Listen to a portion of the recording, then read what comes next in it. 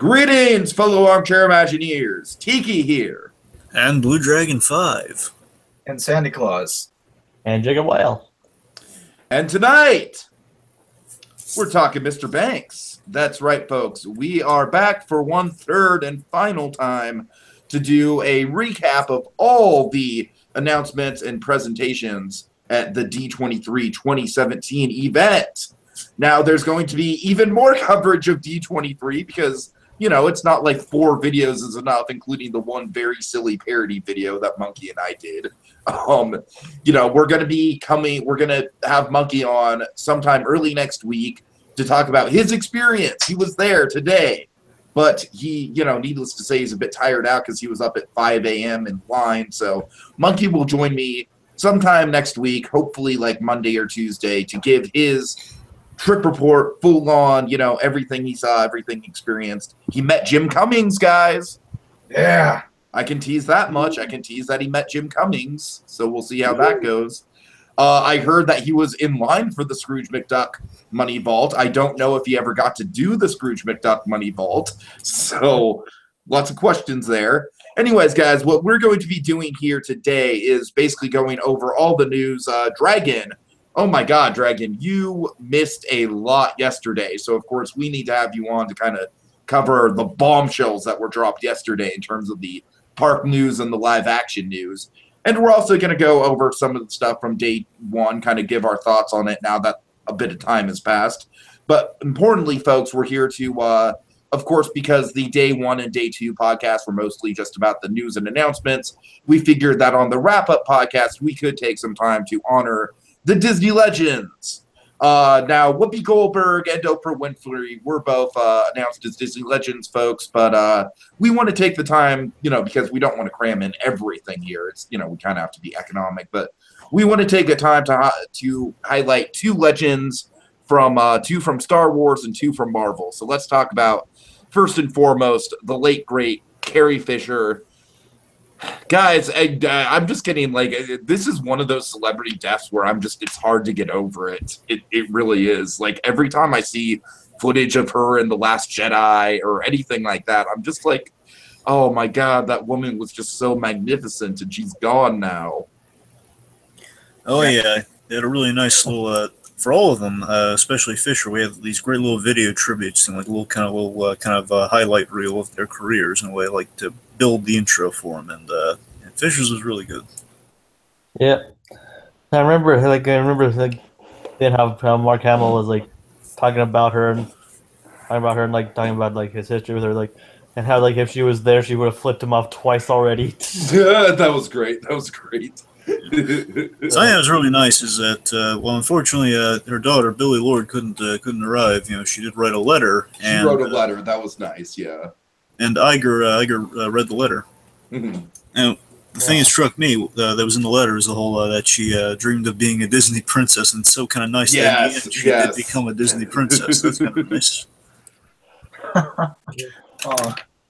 One of the things that strikes me about these Disney Legend ceremonies for people who are kind of outside of the company are that their whole lives they have been Disney fans. We'll get to that with a wonderful story that Stan Lee tells at the end of this. But yeah, Carrie Fisher, you know, I kind of wish they would, like I said, it's understandable that Billie's not there because she's shooting something. She's shooting American Horror Story. But I don't know. I kind of wish maybe they could have had like maybe George Lucas or Mark Hamill accept the award on her behalf or something like that. I don't know.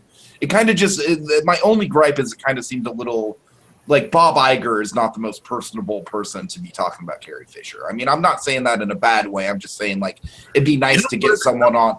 It'd be nice to get someone on there who like intimately knew her accepting the award. You know what I mean?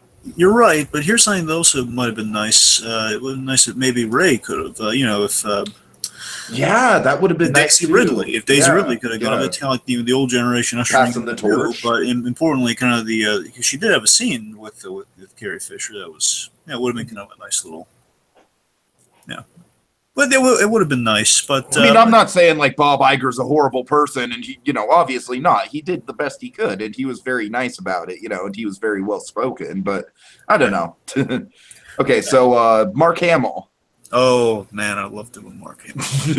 So first of all, just Mark Hamill is just he's so great at Mark Hamill. But here's something that's kind of blew my mind already. Man, I knew you had to know it was coming. It might be a Disney legend first, if not a Disney first. To be honest with you, Joker involved in something Disney related, because we had a little reel of clips. We had a few clips from the animated series, which with him doing the Joker voice is really nice. You know, it's really crazy. Like, we've brought this up multiple times, Dragon, but props to Mark Hamill for basically making the Joker a more famous character that he's played than Luke Skywalker. I knew him as Joker before Luke Skywalker. That's how I know. I mean, talk about like, that has got to be like the best, like, you know, the best defeat of a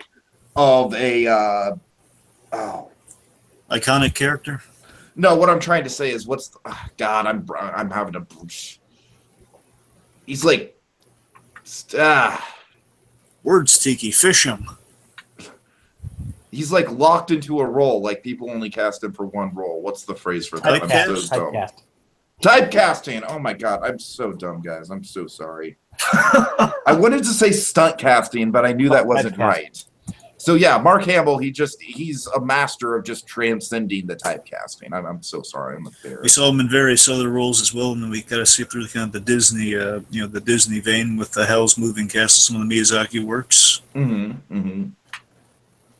He had some, and Hamill just owned the stage, and basically what Hamill was doing is he was kind of channeling kind of his podcasting self, to quote Kevin Smith, because what Mark Hamill loves to do, he loves to kind of go into. Mark Hamill's he has a mastery over the obscure of pop culture. He knows pop culture top and bottom, and he knows comics history top and bottom. Like, oh my God, such a wealth of information, that Mark Hamill. And I love his first joke when he was up there. When he was up there, he had the award. And his opening line was that because Mark Hamill's a known collector, he says, you know, of all the Disney memorabilia, this one is like top of the heap, essentially. You're saying, oh boy, it's like the best piece of memorabilia ever from Disney. Mm-hmm. I had a great Lou Gehrig quote, is that, you know, I am my fans, essentially. Like, I am like my fans, a great fan, or something along those lines. You know, quoting Lou Gehrig to kind of summarize his feelings on the event, which is nice. Going over kind of the vast history he's had with Disney, again, early Disney too. That's what's impressive. The Disney comics way back in the day, you know, the comic strips based on Disney.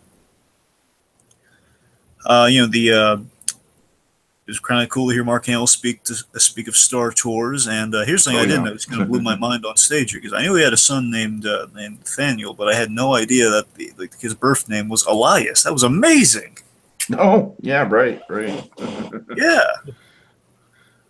Kind of funny. All right. Yeah. But it was great seeing Mark Hamill on stage. I mean, again, if anyone deserves an achievement like that, it's Mark Hamill. I got to tell you. Yeah, I mean, I think out of, like, Mark Hamill is definitely the one who's probably, like, the least connected to Disney, but that's like, hey, we bought Star Wars, so. Hey, I don't have a ton to say. I mean, I never watched any of these videos. I mean, I sent them to you for a reason, Sandy. Well, yeah, I know, but I mean, I have a life other than Disney here. Like you were saying, he's definitely the least connected with Disney, which is honestly, reason why I think he probably, out of anyone here in the bunch, doesn't really. Don't say he doesn't deserve it, because that's not the right phrasing for it. I know. That's not the right phrasing at all. It doesn't seem like it would suit him. I mean, like I said before, Star Wars legend. He's above them all. He'd be like the first, but. As for a Disney legend, I'm not sure if that's the right category for him. Like, I think George Lucas is much more tied to Disney than Mark Hamill is. You know what I mean? Exactly. And as we already discussed, like, Mark Hamill's most famous role is probably not Luke Skywalker, but the Joker. So. Again, like Mark Hamill, it's rare in the career when you can have two bites at the apple of an That's what I'm iconic saying, character yeah. that people know of. Because again, it's like competing, like who's more well known, Luke Skywalker or the Joker? Oh God, has Mark Hamill ever done like a Luke Skywalker versus the Joker like improv riff using those two voices? In some ways, yes, but it's it's like Joker sometimes made like some Luke Skywalker jokes. He's done the Emperor as the Joker. Okay. Kind of talking to Luke. So that's usually what he goes for, like as the Joker as the Emperor. Oh man. All right. Yeah. So should we transition to Jack Kirby? Yes, the king. Let's Yeah. talk of the king. Oh boy, oh boy. I don't have much to say about it because it was just a very understated presentation. You know, like his son came up, and his son was, like I said, he was a, you know, it was a very like short and sweet speech on the son's behalf. You know, it's just like my father always, you know, always respected Disney and respected the art of animation, and I also love how Jack Kirby's son phrased what Kirby did for the industry. He said, "My father didn't create superheroes."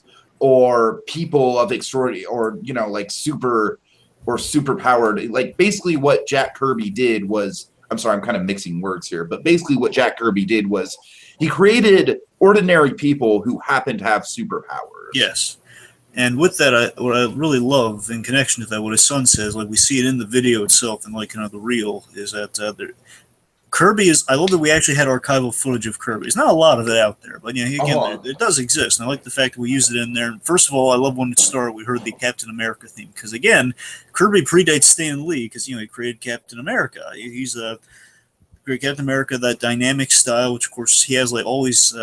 Kirby always had the great. He was always like a born director on the page, and honestly, he might have been a good film director if he ever kind of branched out. He never did, but I mean, he always had a great sense of action. Where to put I could see that, yeah. And honestly, when you mention it's like, hey, now we're going to give a tribute to Jack Kirby, then you hear the Alan Silvestri Captain America themes. That's a great entrance for Kirby. Like that's the very beginning of everything of Marvel through him, and then we see these, like all the things he created, Stanley. Marveling at like, oh my god, like yeah, I wish it was just I could take any of these and just say, oh, we on top of everything, we did the Hulk, but no, we did the Hulk, we did a little bit of Iron Man, we did the Avengers, we did Thor, we did so many. I love how they say, I love how in the intro it's like, and he also did obscure characters, and then we see like the original Groot. Oh yeah. And what I'm getting at here is at the very end, there's this beautiful thing that Kirby says, and again, so with all the like this kind of this emotion that's building throughout the thing at the very end, it's like it's basically very down there. Because Kirby was like the most cool guy ever. He was Ben Grimm. That's who Jack Kirby was. He was a New Yorker. He was a New Yorker from the Bronx, essentially. He said, basically these characters they exist before he drew them. Like he knew these types of people when he put them to the page. That's he was going for the characterization over like just like drawing a fantastical person. Like these, he strived for the most realistic kind of down to earth characters that could do fantastical things, and ended on the line. I think like these people I've drawn, I didn't come up with them. They exist. You know, I'm basically saying they've already lived. That's like the last thing he says. They've already lived. Oh my gosh, that he's the king always for so many reasons, but he's the king because there's no beating Jack Kirby in terms of like the history of comics. There. Hold on, guys. I actually did discover that George Lucas actually was named a Disney legend in 2015. Well, yeah. Yeah, I knew that. But you guys didn't say anything about that. I just said like he didn't know if he did or not. Oh, no. What I was trying to say is that like George Lucas made more sense than Mark Hamill did. Like when he was. Yeah. My bad. You're right. I didn't really clarify that. Also, it was nice that his son gave condolences to the Lee family. Mm-hmm. Oh yeah. And something really nice is like for the deep cuts Marvel fans is that the outro music that they played for Kirby leading into the next one was the Merry Marvel Marching Society music. They did like a little tribute in the day where they all sang this marching song for Marvel, and it's literally like him, Stan Lee, like a choir, was like singing the song, and actually had it play on the way out. Really nice, like a nice little deep cut, like the old days of comics. Really nice. All right, and let's get to the most choked up I have ever been watching any of these Disney Legends things, and that's watching Stan Lee get the award. Oh my, wow. One of the most inspirational Stan Lee moments, I got to tell you.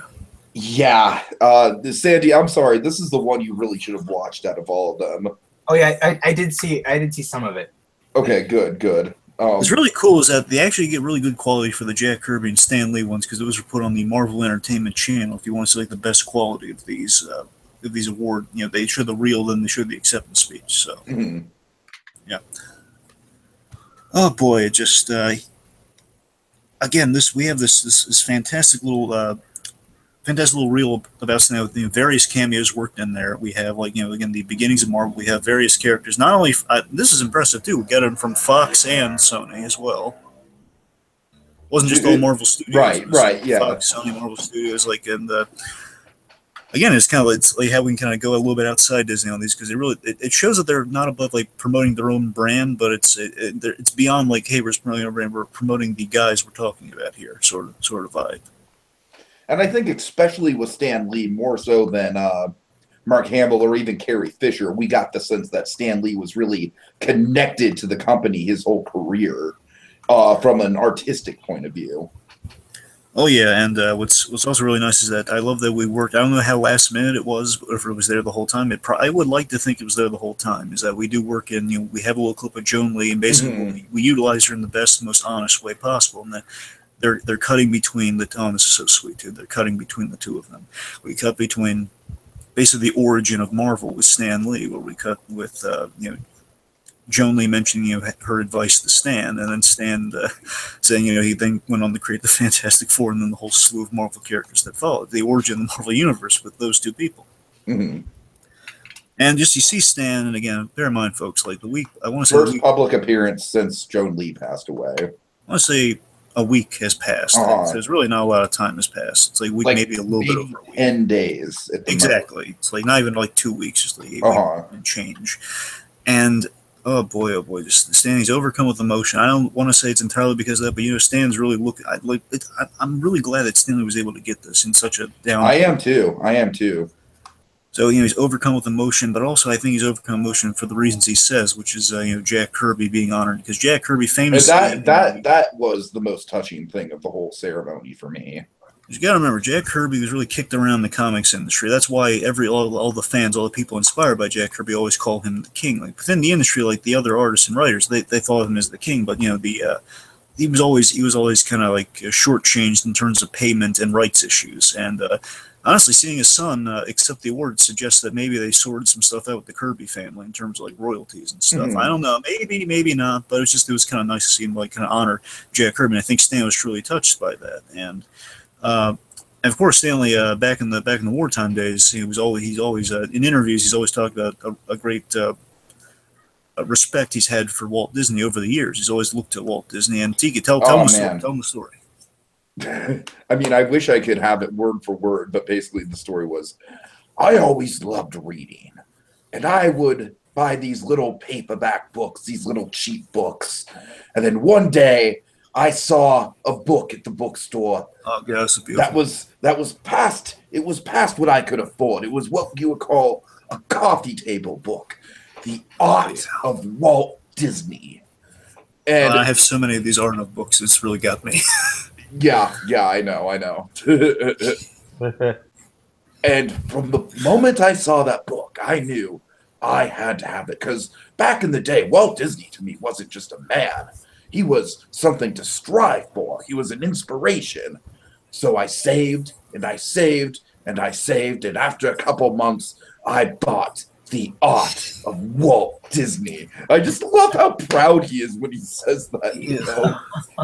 It's so beautiful that he became kind of a Walt Disney in his own respect, and now he's being honored by the Disney company. How beautiful is that? In a way, his life has come full circle. Absolutely. You know what?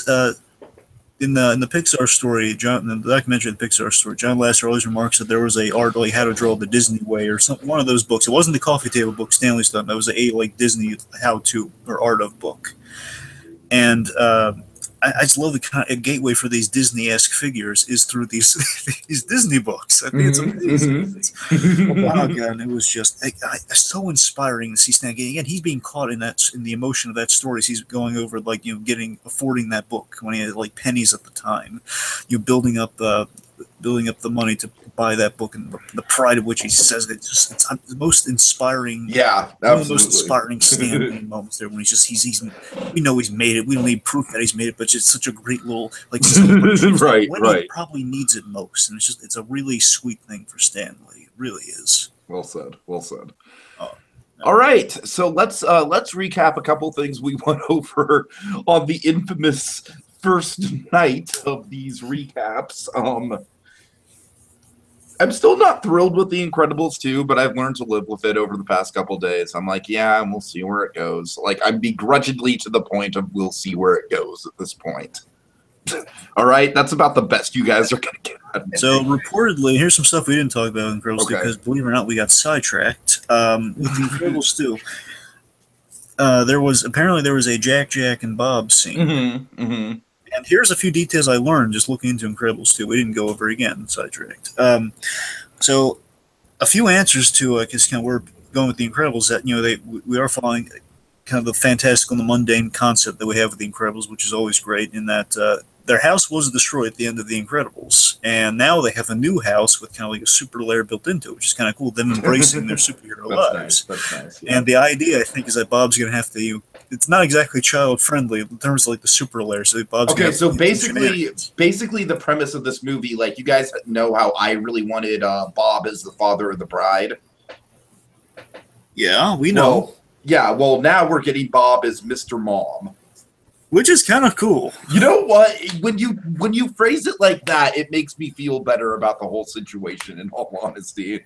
I gotta tell you. Because, as I said, one of my favorite parts of Pixar and their storytelling is just how they can, take these cliche stories and make them totally not feel cliche, make them feel fresh, and make them, tell these types of stories that we're familiar with in really new ways and really mine a lot of character depth out of them. One other thing, and this is just something that we can see. Unfortunately, we can't see that Bob Jack scene, as funny as I'm sure it is. We had an Edna Mode teaser, which basically is this fun little video get released. Sandy, have you seen it? Yes. I haven't seen it, no. Basically, it's very simple. It's basically all the giants in the fashion industry. I don't really know any of them. I just know like Heidi Klum. I recognize the name, and like take real fashion.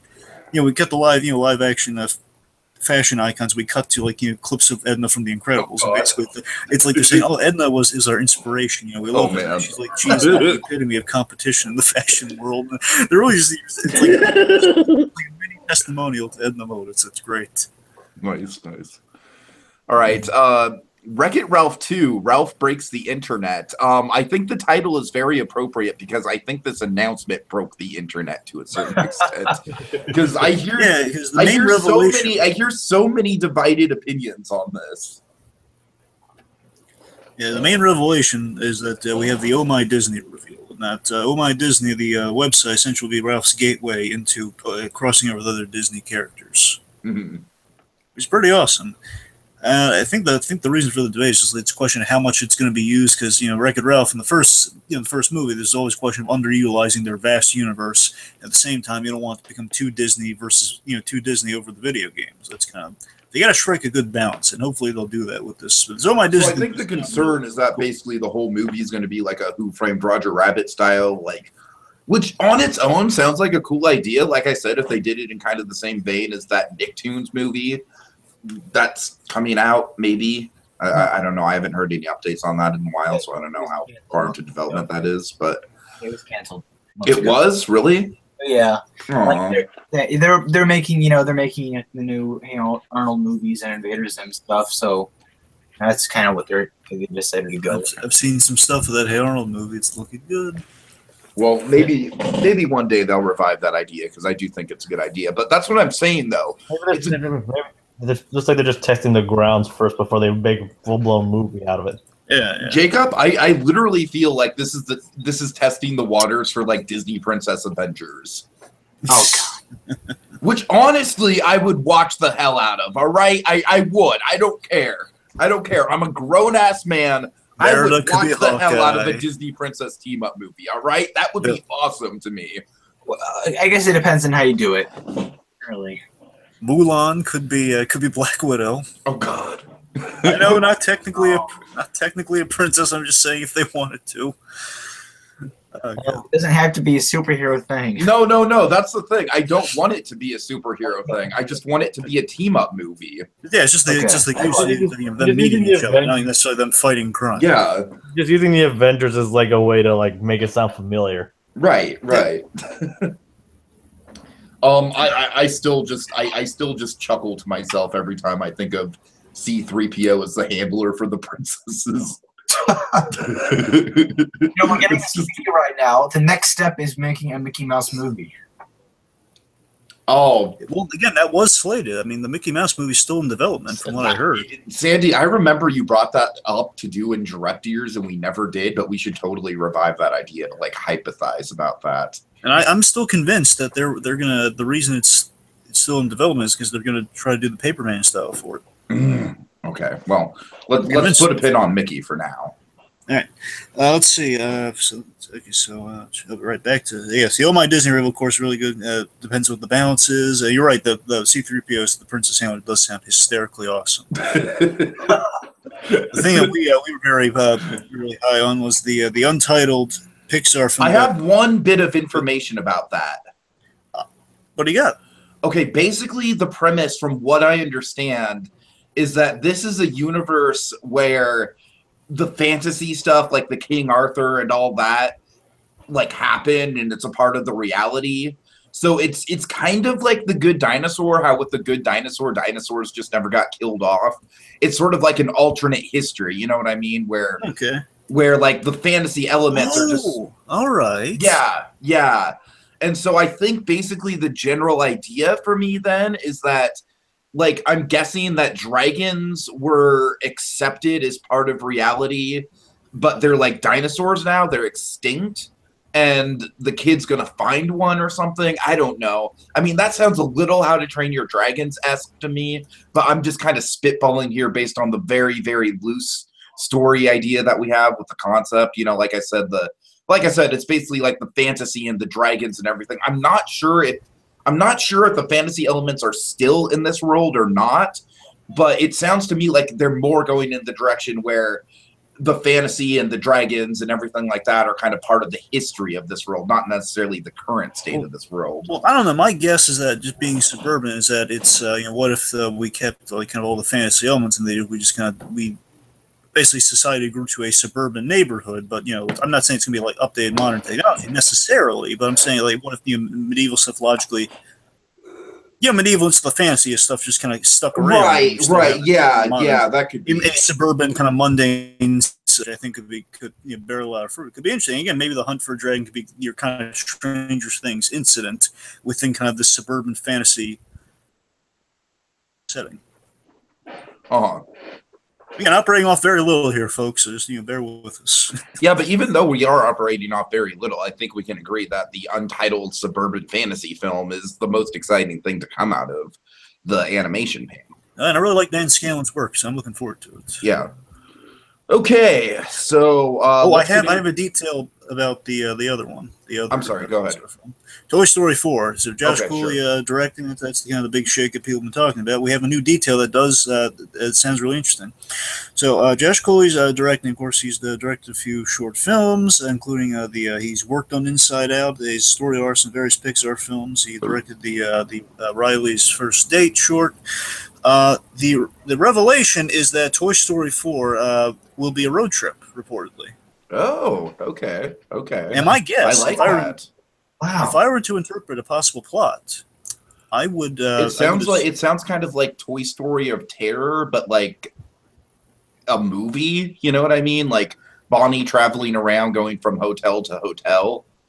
Yeah, and yes, Tegan, I think what they might be doing with this is a blind guess. I'm just saying this road trip does open up some interesting possibilities, and I would imagine that while on a road trip with Bonnie, Woody, and Buzz, they have mainly Woody.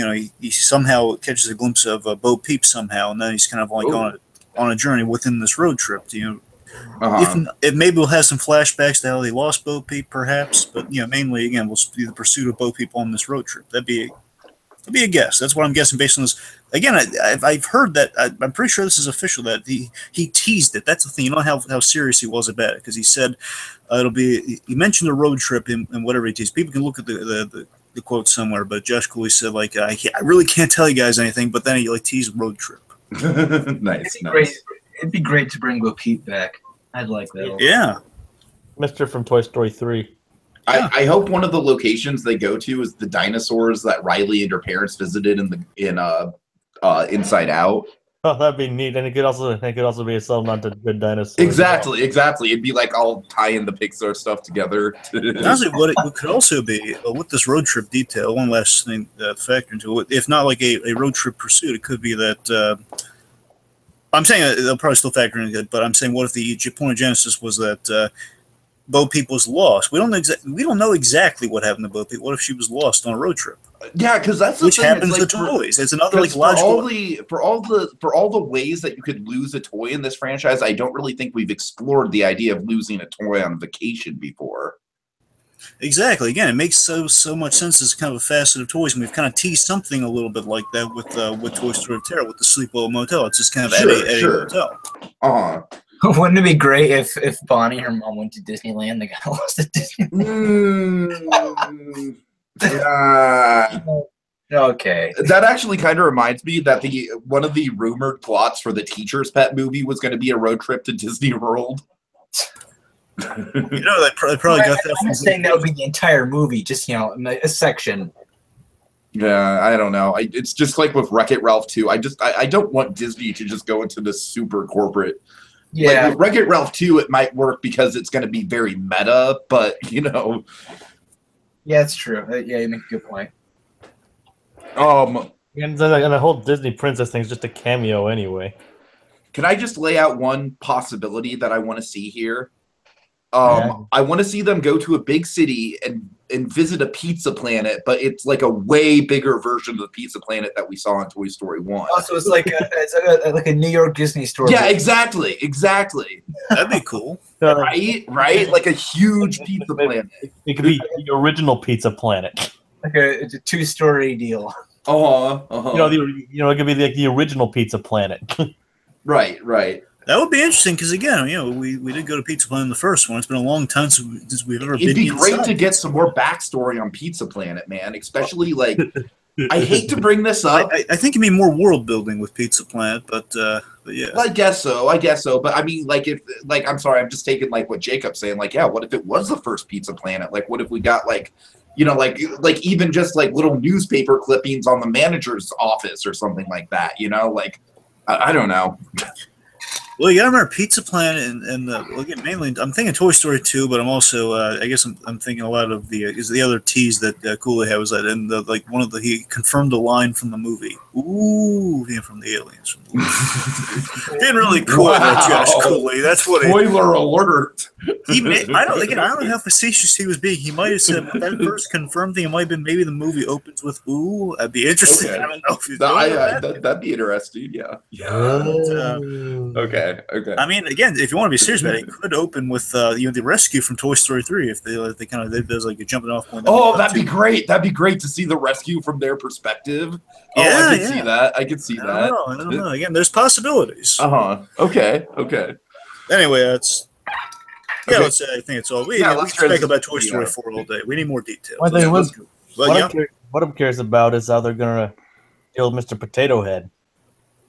Kill Mr. Potato Head? No deal How with they deal with the fact that the voice actor died. Yeah, Don Rickles.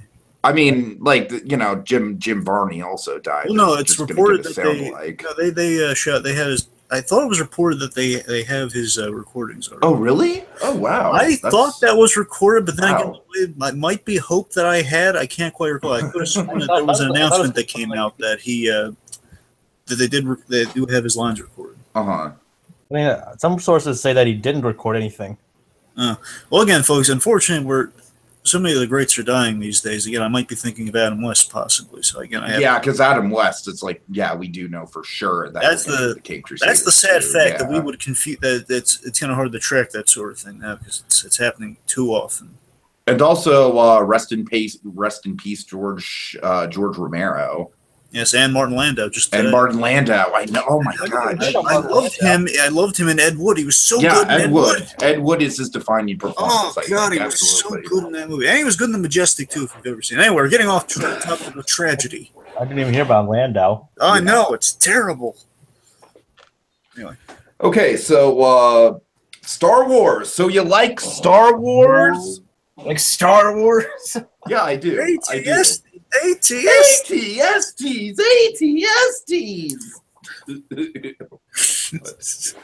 It broke new ground. Okay. Oh, we're never going to get over that. We're going to be like quoting that thing when we're old men. Tiki. What? Look, a peach. Oh God. Okay. Not so much. Yeah. Right. I'll pretend I understood the reference. I'll pretend I understood that reference. Way to It was shut from me the down. Toy Story. It was from the Toy Story podcast, Jacob. All right. Anyways, Goofy movie, but no, it was Toy Story. It was Toy Story because I saw the James and the Giant Peach trailer before Toy Story. Oh, right. Okay. Yeah. Look, Peach. Anyways. Jeez. Oh, man. Okay, so yeah, Star Wars. Guys, I don't want to get my hopes up too high for this thing, but I think Ryan Johnson is delivering exactly what I was hoping he would deliver when I heard he signed on for this. Because everything I've heard about the interviews from like basically Mark Hamill, like just Mark Hamill saying like I've been for as long as I've been with this franchise, they're pushing this story into directions that I never thought possible. I was like, oh, Johnson, he's doing something special here if he's got Hamill saying that. I bet you we're going to hear Bryan Cranston as a stormtrooper. I bet you we're Oh God. It's like it's like how all the various stormtrooper cameos in Force man. Awakens. I mean, Kevin Smith was in Force Awakens. Why can't we get I know. Cranston? Come on. I wouldn't be surprised if they brought him in. Exactly. Or like Joseph Gordon-Levitt from Looper. Yeah, sure. Or Bruce Willis. Yeah, Bruce Willis. Even. Well, maybe not Bruce Willis, but Probably not Bruce Willis. What if The Rock randomly cameos as a stormtrooper? Takes off his helmet and winks at the camera. Oh God. All right, like I could handle The Rock, like and then nothing else happens. what if we just had a really buff stormtrooper, just like yeah, that's the thing I could handle. Like I could handle it because that'd be a visually interesting thing, like a stormtrooper that's way buffer than everyone. Because it could happen, right? It could happen. But like if he takes off his helmet and waits to the audience, it's like no. who's it's like hey stormtrooper, who's that guy? Oh yeah, that's that's Chet. Yeah, he really works out. Hey, we're naming each other now. That Finn guy, he went with FN, so we're just naming everyone now because we're just tired of being, numbers and letters. Yeah, the thing that intrigued me the most, besides like the story stuff that everyone's talking up, like how Ryan Johnson is just really being visionary with the story, which sounds like Ryan Johnson to me. Like he's damn good at story. I'll direct you visually to what he's doing with that first shot from that trailer we got. Again, like the ground turning into space. I mean, space turning into the ground. And the thing that I've been hyping up, the whole idea of like the wounded bird for the X-Wings that are crashing. I honestly think is going to be a visual motif throughout the movie. The more and more I see of it. I'm super excited about the creature designs, man. Just oh my God, there are so many creatures in this little 2 minutes of footage that we got. Let me say this. I really hope this is a tradition. So far, it seems to be a tradition. I hope we keep going with it because it's really nice. We have these behind the scene reels, just like because we had one last year at Star Wars Celebration for Rogue One. Yeah, and we may have had one for Force Awakens. May have. I don't remember that far back. The thing with Rogue One is it didn't really have as many creatures in it. Yeah, that's the thing. Like I'm glad you bring that up, Sandy, because I think with Rogue One, everyone was disappointed because they were expecting a trailer. I think with this, it's like we know we're going to get a trailer soon, probably by Comic-Con, right? Like probably by the end of the summer. But this is just like, I thought this was a much better sizzle reel than the Rogue One sizzle reel was. Oh yeah. What's strange is that Ryan Johnson. What's weird is that it's probably understandable, but Ryan Johnson wasn't there for this. At least I hope he makes it for Comic-Con. Yeah, I don't know. But I like kind of really, again, these behind-the-scene reels, it's kind of neat. They have, like, a great tone to them. Like, the opening line was really great. Like, the opening line with Anthony Daniels saying, oh, yeah. Well, basically, he's like, wow, when we first started, we didn't even have a number. Oh, God, that's a great way. And we fade out from, that's how you start behind-the-scenes. That's how you do it. Let's see. I love Rey's new Jedi look, which looks kind of neat. I love John Boyega joking around like Ryan doesn't know any Wookiee sounds. He needs to work on his Wookiee sounds. They have some amazing animatronics with the creatures. Somebody made a joke that's like, so that's why Lord and Miller were fired. They didn't know how to make Wookiee sounds. God. Yep, that explains it. That's it, Jacob. You hit it right on the head. Ron Howard must do an amazing. Oh God. I mean, I mean, I'll admit I'll admit I didn't come up with that comment. Somebody on YouTube did. Yeah. And of course, we ended on Fisher, which was nice. Yeah, it's appropriate. Oh God, it's like yeah. a family I mean that is so. just clearly meant to like tug at the heartstrings, but it works so well. It's all about family, and that's what makes it so powerful. Yeah. And also, importantly, we get that little post credits with Admiral Akbar saying, "It's a wrap," which is amazing. I didn't even notice that post credits thing until today. I honestly, I didn't see it, so I'm just hearing this for the first time. Are you saying it's actually Admiral Akbar? Yeah, it's actually Admiral Akbar. Yeah, I mean, obviously, it's not. I don't think it's like the actor. That's the thing, because he passed away. It looks like the character though. It looks like Akbar. Yeah, it's at least a suit. Yeah, and he's saying it's a wrap. Okay. Yeah. Well, again, they may have recorded some stuff with him. I don't know. It could be. It could. I hate being in this position of like thinking we have I know, to consider right? this Like it's terrible. This is the third guy. I just don't want to quote. Yeah, I just don't want to say it definitively either way. You know. Sure. And then also, Dragon, I'm not sure. Like, I made the comparison last night that it looked like there was like an alien casino. Yes, I heard that was one of like the worlds. Like, there's going to be a casino world, which looks good. And that one shot sounds so amazing. When I saw it, I think, is that the casino or is that a bar, like a cantina type location? I like the casino cantina. The casino cantina fusion. That's really kind of a neat idea. Like, yeah, the casino is a great way to kind of get like the vibe of a cantina scene without just being like, hey, look, it's Star Wars, so we have to have a cantina scene. It's going to be so neat if we have this. Imagine this. Luke takes Rey into this, like, basically the cantina from Luke would most likely be this casino. Basically being he's now the Obi-Wan, like, cutting the thing's arm off. And oh my God, yes. Cutting Ponda Baba's arm off and like the new cantina type vibe. Like, he's basically, I'm not saying we do Ponda Baba's other arm off. No. Bobby's still alive. Well, I mean, there's nothing saying he didn't get killed. I mean, oh my God, that would be so great. Just because honestly, I go by the robot chicken thing with Ponda Baba because I think it's hysterical that once he got his arm cut off, poor guy. He was an architect and he got his arm cut off. That's the one I go with personally. I think that's pretty. I can buy that. I can buy that in the Star Wars universe. Ponda Baba has a day job. And Pondu Babu. Okay. But no, if not that, like he's like leading her into one of these like denizens of scum, villainy, and crime, and then basically kind of he has to get her out of a situation. At least mentor her through a situation. He kind of needs. All right. I just love the look of the aliens in suits. Yeah, I mean, you would think it would be out of place, but for some reason it just works. Visually, it just works. And that's one of this might sound. Hold on. That's one of the things that I think Rian Johnson is really going for is like doing things visually that you wouldn't expect in the Star Wars universe, like aliens wearing suits and ties, but just pulling it off where it just feels like it's always been in the Star Wars universe. All right, I'm sorry, Dragon, go ahead.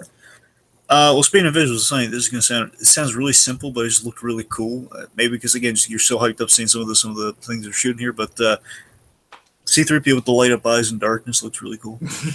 I also love the shot we got of Daisy Ridley running with a lightsaber. Yeah. Like, that totally is, like, they're obviously going to do, like, some sort of Rocky-style montage at some point. This is something kind of cool. We saw Kylo Ren, he got his helmet back, or at least maybe, like, a new helmet. So the point is we're going to have both, the unmasked. And I had some, I couldn't tell if he was, like, fixed or if those are going to be flashbacks because he has, like, an appliance on that's probably going to be, like, CG the scars and stuff on him. I'm pretty sure that Kylo Ren is going to just be the face the whole movie. I don't think he's going to have any sort of, like, helmet here covering himself up. Yeah, there were a bunch of different helmets they had laid out on a tape. No, I'm saying we saw like him in the helmet in the oh really thing. So I'm saying I don't know like if he's going to get a new one. Basically, I'm sure like at certain point he's going to lose it throughout. He's going to lose it. He's going to go like I don't think he's going to be like.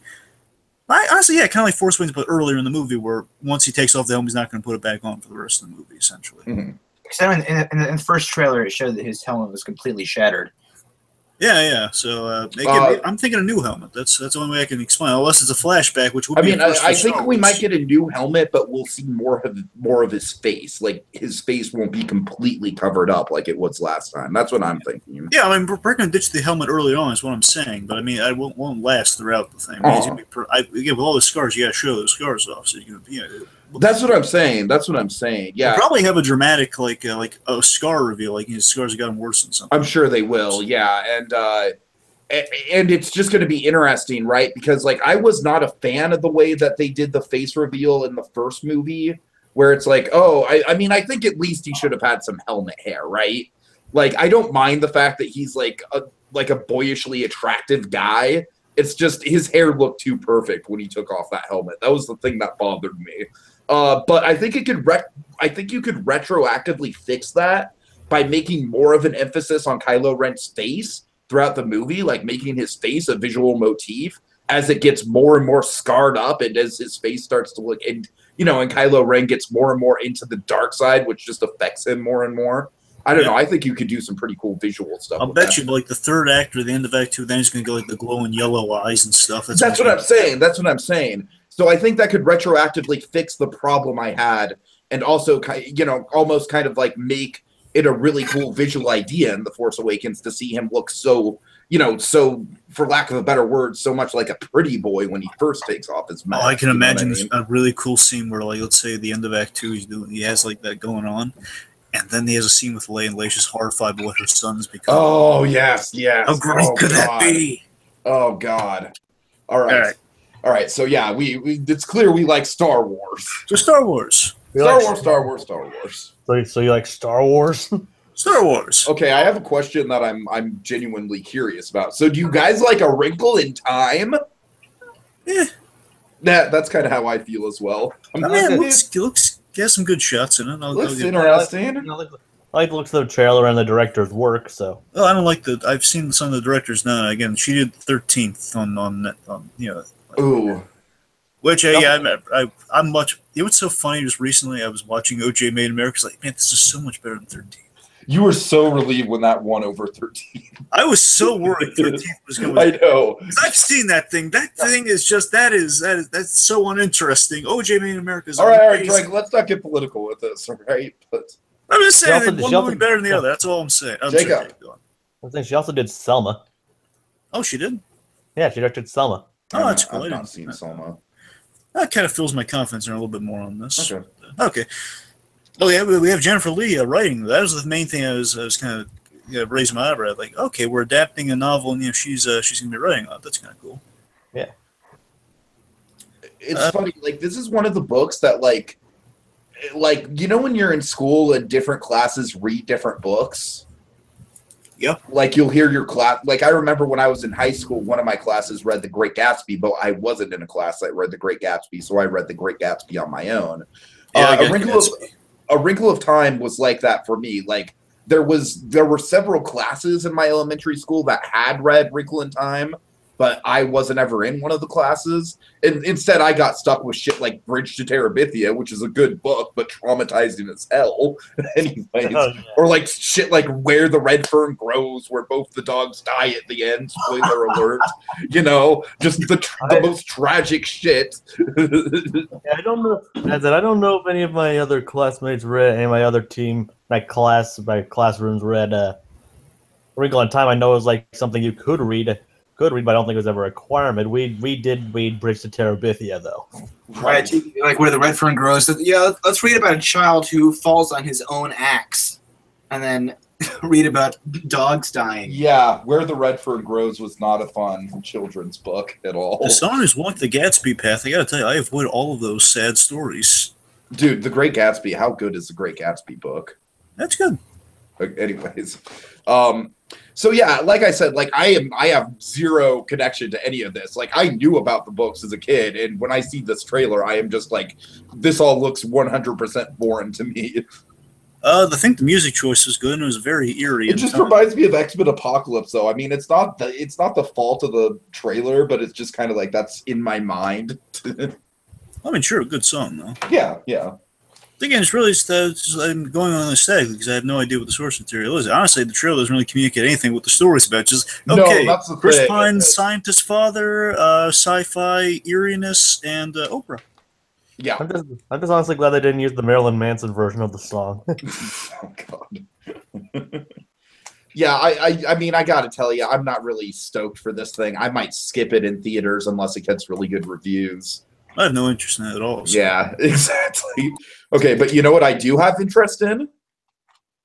Mary Poppins Returns. Oh yeah. Yeah. So guys, this is actually something I forgot to bring up when we were doing our podcast last night about the day 2 stuff.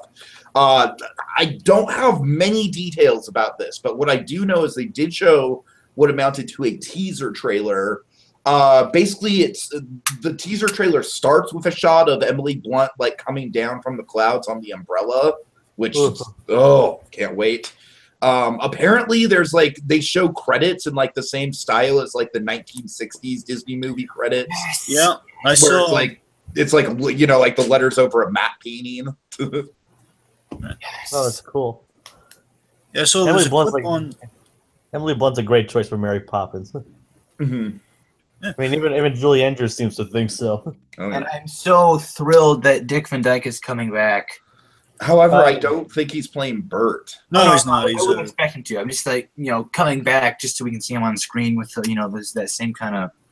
You know Some what kind Dick of- Van Dyke should do? He should play Mr. Banks. Or not Mr. Banks, I'm sorry. He should play the think bank he's teller guy that he played in the first I think movie. he's playing young. I think he's playing young Mr. Dawes. Wait, Yeah, I just- Mr. Dawes. yeah. You see something, Mr. Dawes. I think that's the one. Okay, so yeah, that makes sense then because he actually did play that role in the first movie. Dick Van Dyke is Mr. Dawes Jr. Yeah, because he played Mr. Dawes Sr. in the first movie, right? Yep. Okay, yeah, so that makes sense. So at the very least, he's playing a character that he's tied to. Wait, is that who he's playing then? Yeah. Oh, it is. Okay. Mr. Dawes. Now, Jr. are we getting Bert at all in this movie, or is Bert just not going to be involved? It's not confirmed. I haven't seen anything about like Burt casting. But I then would again, love it if we just had a cameo by Dick Van Dyke as an old Bert. But That'd be again, great. he is cast as a different character. Probably Yeah, not. old Burr reuniting with Mary Poppins. That'd be Right. that'd Oh be my so god. cool. Oh my god. Here's Oh. what I do know. So I know Julie Andrews. She's I'm just saying because after all, goodbye, Mary Poppins. Don't stay away too long. That's what I'm saying, man. That'd be so powerful. Oh my god. Oh god. Jesus Christ, Jacob. You hit me right in the feels there. Anyways. I have my moments. Dragon, you seem like you're desperate to say something. Yeah, a few details I do have. One, on YouTube, they do this one thing where basically it's like a reveal of Emily Blunt in for like a forward view. It feels very 60s-esque, like basically like they revealed the umbrella and just seeing her in the full garb, and there have been a few shots available, just like, her with the umbrella out, like up in the belly, basically post-landing. It's set during the Depression, set 20 years after the original. Mhm. And Colin Firth, if I'm right, is the bank teller. If not a new bank, he's like I want to say he works for the bank, and he's Colin Firth. That's good casting. It's getting him in there. So it feels like a classic. Yeah, he's good. He's good. Yeah. I have more faith in it than I originally did. I got to tell you, based on like what I've heard. So And of course, I believe that obviously Lin-Manuel Miranda's character is going to be kind of like the stand-in for the Burt character. yeah, I think that's what they're going for. He's like Uh-huh. has top billing. It's like he has a character called Jack. Yeah, and he's a street lamp lighter. So if this takes place 20 years after the original movie, then Dick Van Dyke couldn't play Bert. He's too old. I guess that's true. Damn it. Anyways, digital man. We So saw what also- Marvel can do. I suppose. I mean, I don't want to see Dick Van Dyke with a bunch of visual makeup on though. Anyways, I want to see Dick Van Dyke as Dick Van Dyke. Not. Well, if they are doing that, then they're keeping it under wraps. Because that would be a surprise. They could work in there and just pull in that Marvel Star Wars magic of young actors. No, I I want to see. mean, look at the beginning. I mean, check out the beginning of Ant-Man. Look what they were able to do with Michael Douglas. that's what I'm saying. Robert Downey Jr. in Civil War at the very beginning. Okay, the only other thing I want to highlight is everything I've heard about the footage seems to be like the musical numbers in this thing look like they're big, like La La Land style, like lavish, like people dancing in the streets. It looks like they're going all out for the musical numbers. And Julie That's like the Andrews. I mean, they have a pretty good team. Like they have Mark Shaman and his partner with it in the movie, doing the music, Scott Whitman. And then, of course, the director of Chicago is directing this, Rob Marshall. Oh yeah. I'm sorry, guys. We seem to be talking over each other this evening. This is kind of Dragon. You seem Yes. One thing I mentioned, Julie Andrews says she will not be making a cameo appearance because she doesn't want to steal any thunder from Emily Blunt. It's kind of a classic turning down of a cameo. I completely respect that decision. She's really thrilled about Emily Blunt, it seems. Yeah, she approves of Blunt's casting. Yeah. Okay. And then also one last thing to mention is that I heard that we do see in the trailer a bit of the animation mixed with the live action. Oh, if it's 2D, okay. From what I've heard, it is 2D. It has to be. It has to be what 2D I've heard, or it's wrong. Yes. There's no point in it. I mean, I'm sure it was made with computers, but from what I've heard, it very much looks like 2D. Because obviously CG would be the biggest mistake if they tried doing that effect with CG. Because the idea, CG of course trying to mimic reality, and it would not. Like I said, I'm pretty sure what it is CG, but it's meant to look like 2D animation. You know what I mean? If it's like like 3D Maybe. computer animation versus the 2D. Right. Probably drawn in Toon Boom or something. Yeah, sure. Like probably in the same style as something like Looney Tunes Back in Action. Yeah, sure. It needs to look.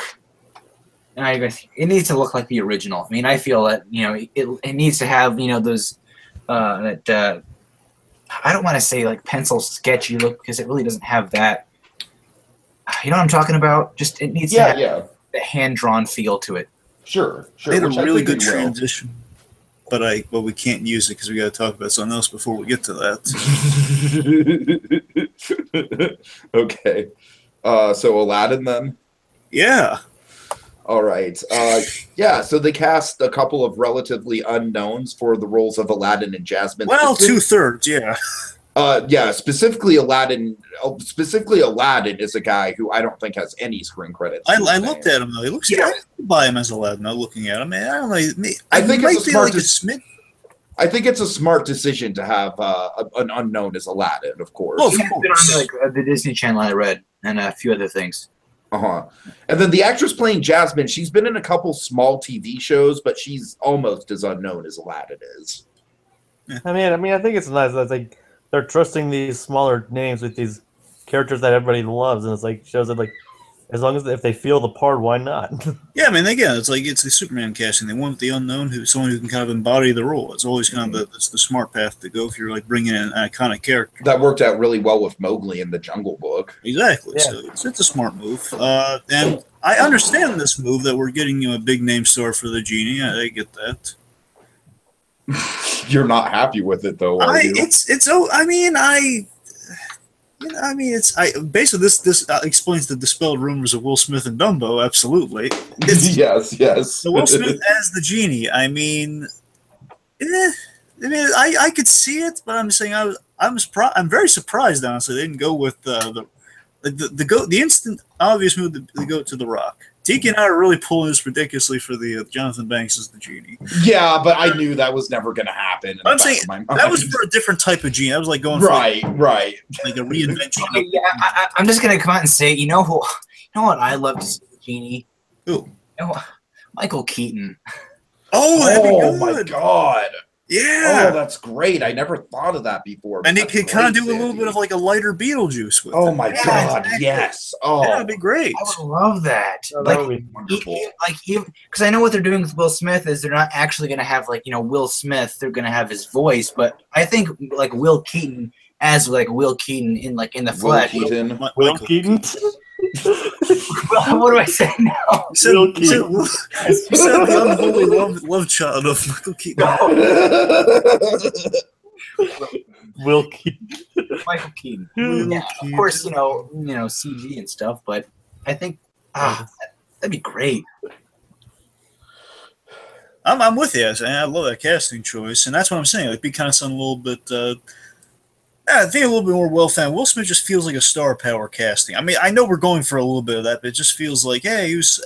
I mean, Well, quite frankly, Michael Keaton would be the same way. No, I think Michael Keaton is like, sure, Keaton is kind of like on the radar, but I think Will Smith is like Keaton is definitely A-list talent, but I think Smith is like an A-list celebrity, if that makes any.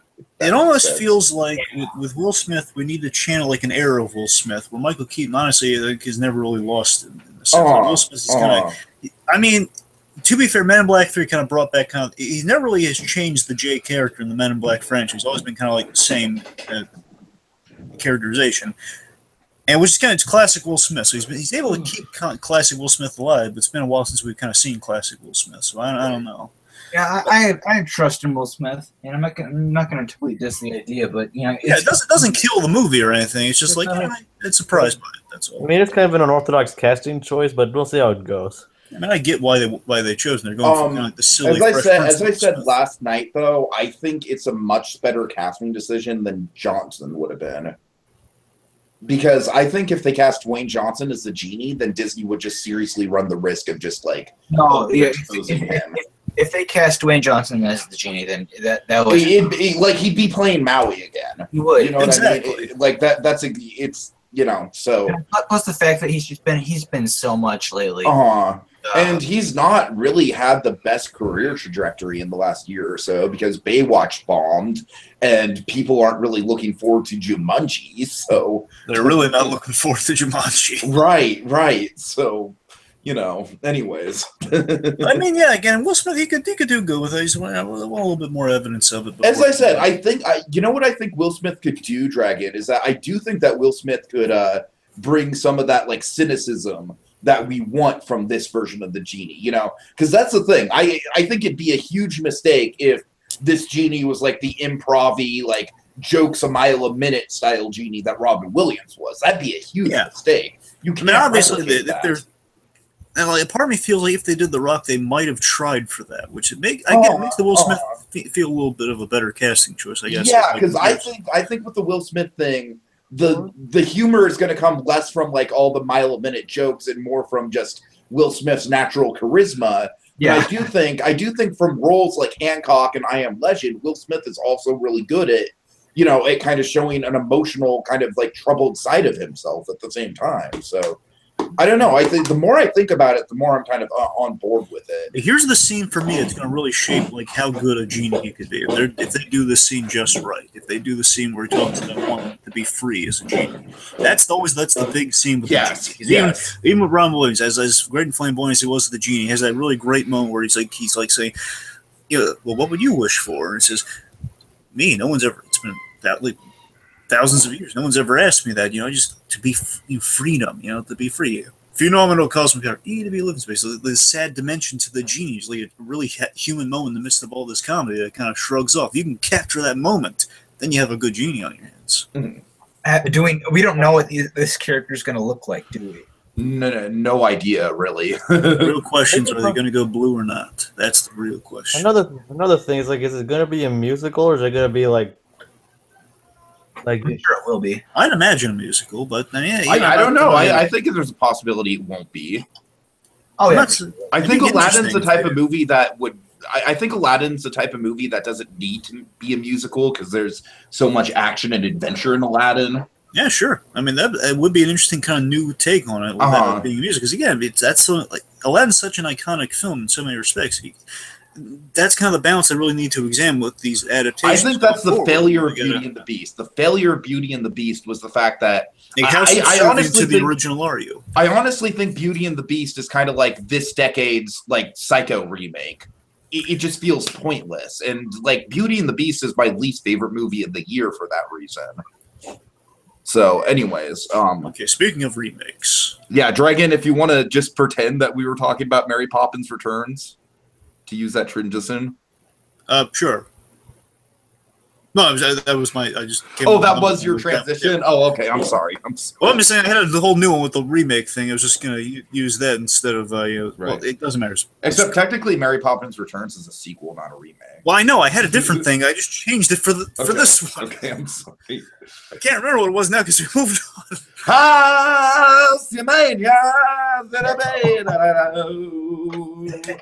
I just butchered the African language. And you are relaxed to tiki. Oh, I'm gonna go back and listen to that now. All right. Well, So, this thing's recorded, so you will be able to listen to it eventually. okay, so I love how Jon Favreau has just become the giant cock tease of D23. I wouldn't really phrase it like that, but you know. It's true, though. It's totally true. I mean, Dragon, I vividly remember, and I'm sure you do too, when D23 2015 came around, and everyone was buzzing about the Jungle Cruise footage, and none of us got to see that Jungle Cruise footage until like months later. And Bruce? You keep saying cruise, Tiki. Do you mean book? oh, book, yeah. I'm sorry. My bad. Jungle Cruise. And so now this movie's even further out, so I bet you it's going to be at least a year before we see this footage. So I had no idea if there was any footage or not. I It's know literally just the Circle of Life. like the footage or basically- the song. There's a whole footage, all the footage. Okay. But they basically Alright. recreated the entire opening in the style of the Jungle Book. That's cool. So all I really know about this is it was promised to emulate the original, like fantastically, just really very much they're using the same technologies they had on the Jungle Book for this. Yep, that's what I just said. Well, Pretty much I'm saying, everybody, who saw it said that basically their mouths just dropped and Yeah. Apparently, Rafiki in particular looks amazing. Which I can believe because the apes in the Planet of the Apes movies look incredible. So we have Jeff Nathanson working on this. He did Catch Me If You Can, so that's going to be interesting to see. Mhm. Also, I just want to clarify that Hugh Jackman has not been confirmed for Scar yet. It's just heavily rumored. So I'm sorry. I implied last night that he was confirmed, but that was false. So just There was some good casting. I mean, in the messages I did tell you that it wasn't fully confirmed. I yet. know. I'm sorry. I heard it was dispelled that it's not the case, but again, they might be throwing off smoke on that, as you guys. Uh-huh. Here's voice casting week. He'd still be a great choice. Well, of course. Honestly, I was kind of surprised they didn't go with things together. So it'd be grateful. But there's one voice cast. They got a really strong cast. I don't really know who. I don't recognize who's playing Timon, but I do love who they got for Zazu. I love John Oliver. He's great. Yeah. Well, anyway, just trust me. For Zazu, I'll just say I'm not a fan of John Oliver's politics. I mean, his comedy is fine, I guess. I don't know. I'm thinking mostly the comedy, but regardless, John Oliver, I think he has the right voice for Zazu. He does. And then I also love Seth Rogen as Pumbaa. That's going to be great. Yeah, that's true. Yeah. I hope they do get them to sing Hakuna Matata. Oh, I'm sure they will. They've got to. Yeah. If they did Circle of Life, they're doing Circle of Life, they're gonna have to do. Oh yeah. This movie's gonna go all out with the musical numbers, and I'm sure they'll probably even work in some musical numbers from the Broadway show as well. I mean, I hope it's not a shot-for-shot remake, of course, but still. It sounds like it's going to be kind of a shot-for-shot remake, but you don't want to overdo on the musical numbers, you know. I mean, if you have songs from the original movie plus the play, I don't know. I'd like to think they're going the Jungle Book route where we'll change certain things, but we'll still keep it, like kind of a new, a faithful experience. I think the iconic, much like the Jungle Book, I think the iconic scenes will be as shot as possible. Like, we'll have moments that will feel shot by shot, like, in the Jungle Book with Baloo and Mowgli going down the river. You know what I mean? I guess one thing I really kind of want to see is the wildebeest stampede. Oh yeah! Oh god, yeah! That's got to be a big set piece for sure. Oh, I would love it if they cut out the what's that crap? They kind of already had a wildebeest stampede in Jungle Book. Jungle Book, yeah. So I mean, it'd be kind of like a secondary thing. Dragon, are you thinking of I Just Can't Wait to Be King? No, the other one, the one with Nala and Simba crap. Oh, Can You Feel the Love Tonight? Yeah, that one. There's no way they're that's cutting that. There's no way. I'm not even saying that as a fan of the song. I'm just saying that because it's the most commercially successful song on that soundtrack. Are you sure that's the most successful song on that soundtrack? Oh yeah. I mean, it's like sold a lot. It won the most awards of this song. Yeah, it sold the most singles. Yeah, it's by far the most successful Did that song. good? Yeah, yeah. That song did that Yeah. good? Honestly, I have the same reaction as Dragon right now. Out of all the songs, I mean, you still hear that song on the radio. I mean, a lot of the popularity also came from the Elton John single, though. That Exactly. That's what I'm saying. That's what I'm saying, Jacob. Yeah, you still hear the Elton John single on the radio. Darn you. Darn you, John, for having a name that carries cachet. Darn you. My only hope with Can You Feel the Love Tonight is that they'll make it more natural, and like Simba and Nala will actually be, communicating to each other and not just the weird, like, they're thinking about each other. Like, I think they can definitely improve that scene. Donald Glover, I have a renewed interest in Simba, I gotta tell you, within Simba. That could be really good. Because of his 5 minutes in Spider-Man Homecoming. Well, no, I'm just saying Donald Glover's a good actor. I'm sorry, I'm ripping you. Anyways. The only other thing I have to say about The Lion King is I firmly believe that if they just put out one single trailer, that's just the Circle of Life scene and nothing else, that would be one of the best marketing campaigns ever. It would. That would just, that's all you need to sell the movie. Anyways. Okay, so let's go to the kind of the big show-stopping thing from the Disney live-action panel, the Infinity War, which I have a lot more details about than I did last night. I have a lot of details too. Well, why don't you take us through, because you probably know it better than I do. Well, first off, we got some footage. Mm-hmm. Unfortunately, again, to my vast annoyment, we cannot see this footage. As amazing as it sounds, I'm going off the description here. T, if you have any more specifics, I'm just going to broad spectrum. Okay. If you have any specifics, by all means, just jump in with them. But here's the footage from what I've understood, is that here are like the big money shots, if you will, kind of the big moments. We have Thor meeting the Guardians, basically kind of being crashing into the. I want to say he's like crashing, if not into the Milano, into a ship, and basically like kind of like, who are you guys? And he's like Mantis over him, and like he's looking at Mantis first, like, who the heck are you guys? And basically that's how they're meet each other, possibly. I can't wait to see this. Let's see. We have Spider-Man. Now, what I've heard is that we have we have Spider-Man climbing. He's kind of doing his walk around, but also we have reportedly we're going to see some spider sense, and we do have spider sense. With a lot of people kind of question, like, do we have spider sense with this new thing? I don't know if this is like then overcompensating for like all the rumors of that Spider-Man doesn't have a spider sense or not, but I think it sounds like a really cool thing in footage of like. Something really bad is coming. So how do we show that in the Marvel universe? Through Spider-Man with a spider sense that tells you something bad's coming. That's kind of a neat idea. Mm-hmm. That'd be kind of maybe why they're saving like a visual expression of the spider sense, because right now it's always been internalized in the MCU version of it. Sure. Let's see. We have a bearded Cap, reportedly. Yes. Oh my God. And Chris Evans does like to sport the beard. He does. He does. So I guess they're Snowpiercer for one. Of course. Reportedly, we have a blonde Black Widow. A blonde, yeah. It kind of reminds me of Atomic Blonde. It kind of reminds me of in the comics we've had a few Black Widows, and there's one with blonde here that Deadpool had like a relationship with. And I think it was like a flirtation, I should say. It wasn't even a relationship. That kind of reminded me of that a little bit. It's really funny.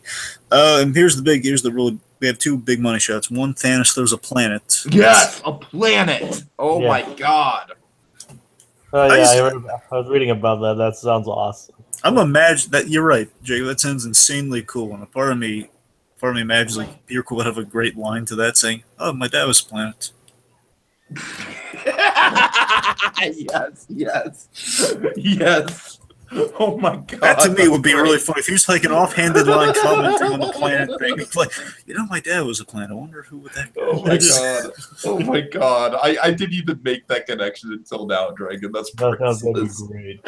Oh my God. We have I guess one additional shot before we reach the last real big kind of awesome shot. That we see reportedly we have Loki with the Tesseract. So the Tesseract in its cube-like form. I've seen a shot of this. I've seen two shots. So I've seen that, and I saw the Hulkbuster armor. Oh, okay. And again, the Hulkbuster armor is referenced. So basically, all the stuff referenced in Homecoming is absolutely stuff we're going to see in Infinity War. Mm-hmm. Those three items. And then the shot that has me jazzed out of my mind and kind of feeding into one of my theories with Infinity War, but still just, oh my god, such a great shot. I'm dying to see this shot. Is Thanos with the Infinity Gauntlet punching Iron Man in the face. Like, Yes. oh my god, Yes. that sounds so amazing. Who has always liked to see that about Iron Man being punched in the face? I mean, There's also one other important shot that you didn't mention, Dragon, that I heard about. Oh, okay. Well, yeah.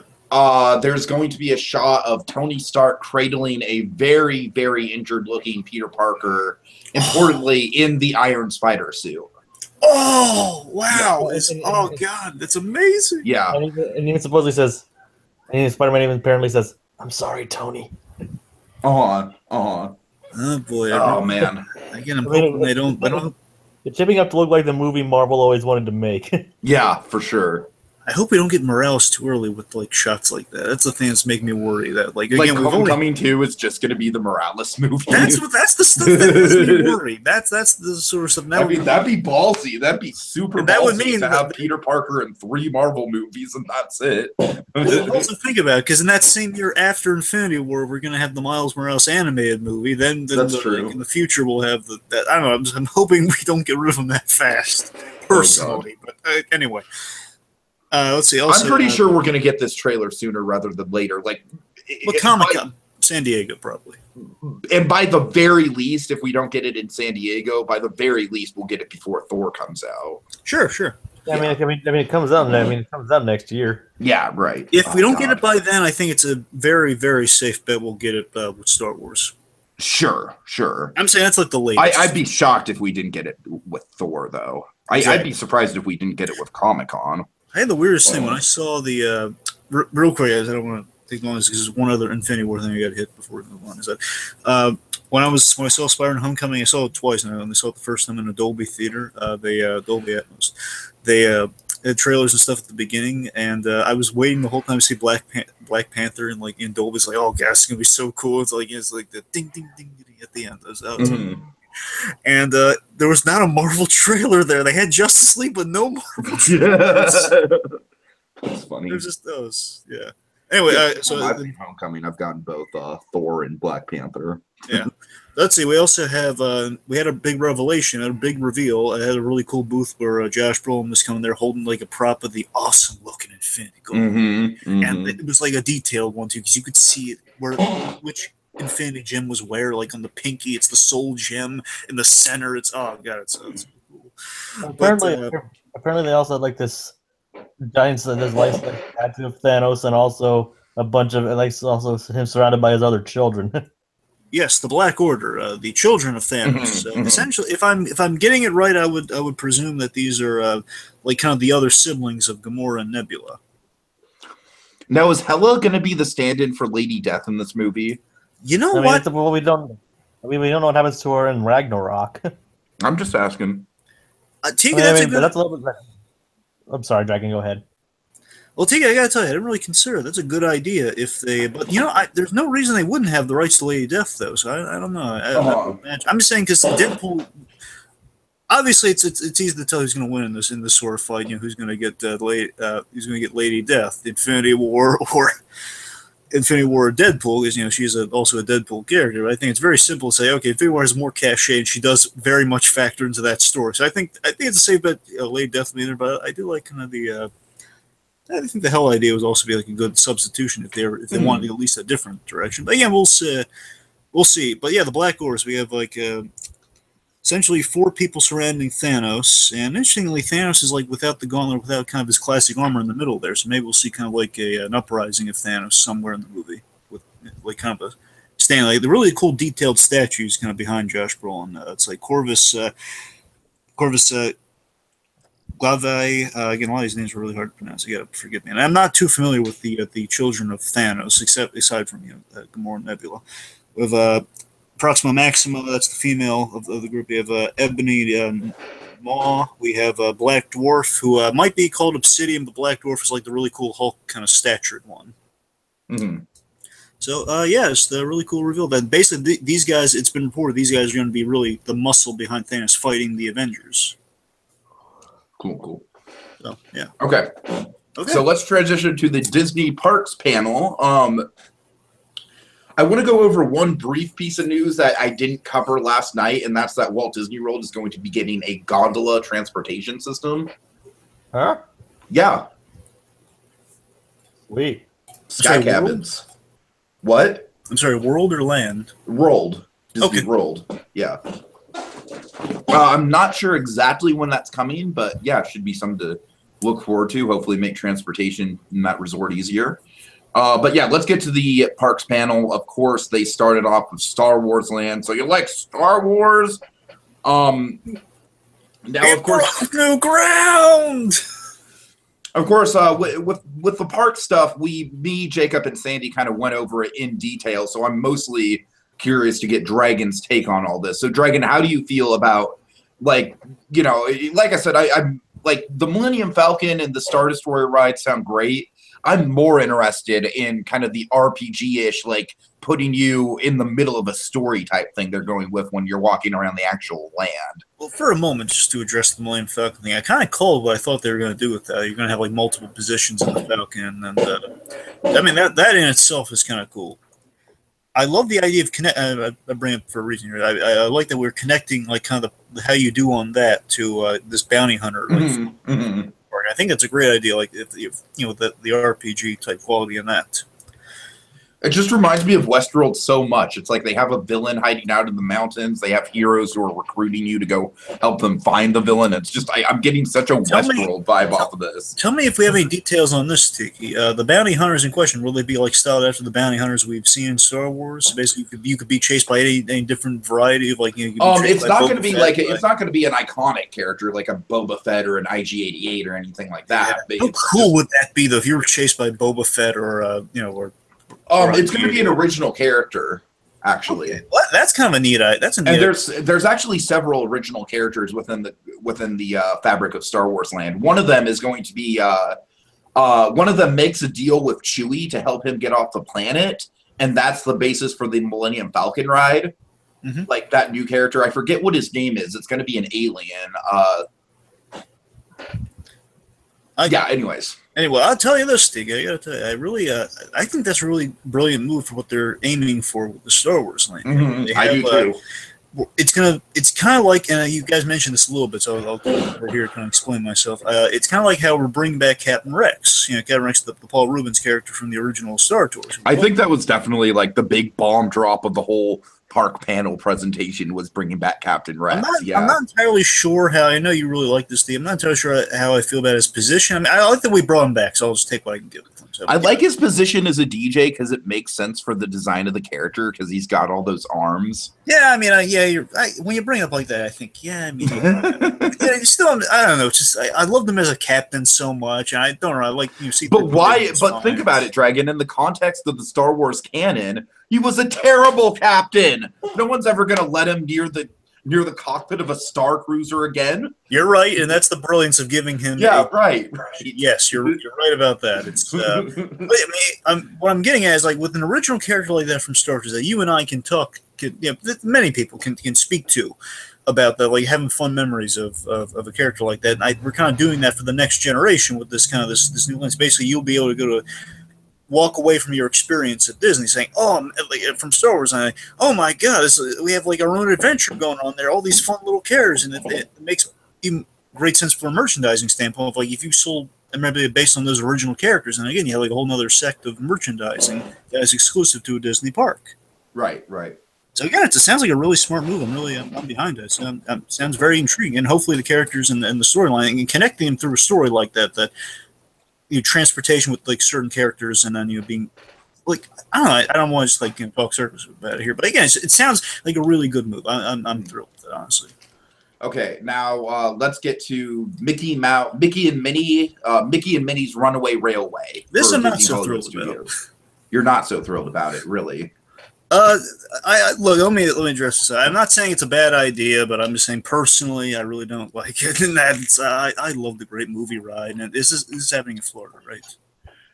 You know, I feel like I should be the person who's the most upset about the Great Movie Ride thing because it's closing. Like I'm going to Florida next year, and it's closing before I'm going to get a chance to go on it. It said resorts. Resorts counts for Florida, right? Yeah, it's Disney World. Yes. Here's the thing, though, guys. I think I am like more than welcoming of this because I think this is a classic example of Disneyland will never be complete. You know, this feels like a very natural evolution in the park to me. And again, as a ride, it sounds just two things about it. Again, bum me out.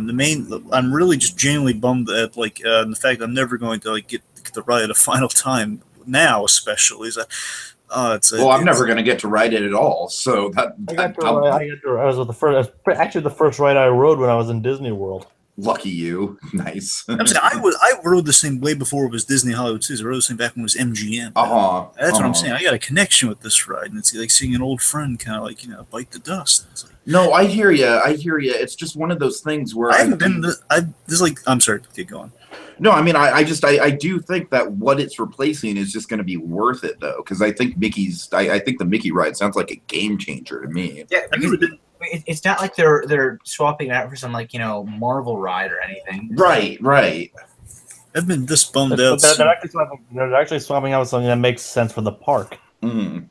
Because Disney Hollywood, as I mentioned yesterday, Hollywood Studios is it's always struggled to find its identity for being MGM, then Hollywood, and now it's rumored now they're trying to rebrand it again. So it's always this could be like as I mentioned yesterday, it could be the linchpin of this new park. Exactly. I haven't been this bummed since and I believe it's even in the same Disney Hollywood Studios since they. In Florida, since they got rid of the Art of Animation exhibit, that was my favorite set. That was my favorite part of that park. And then they're doing it it wasn't probably next would be Star Tours, but then third is this. Well, like I said, I don't want to concentrate on the controversy of what's closing it, what's replacing it. I am definitely of the opinion that I think it's worth it. Like I said, I think everything we've heard about this ride sounds incredible to me.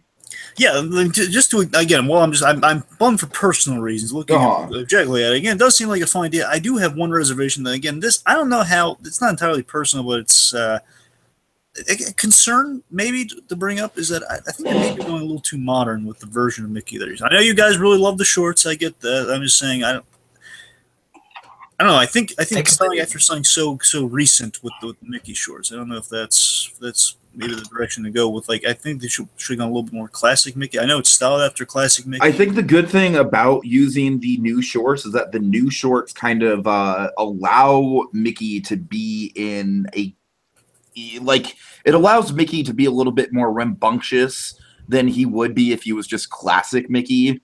That's the thing about the new shorts that we really like is that it really brings the Mickey character and everyone else kind of back to their more sort of rapscallion kind of roots.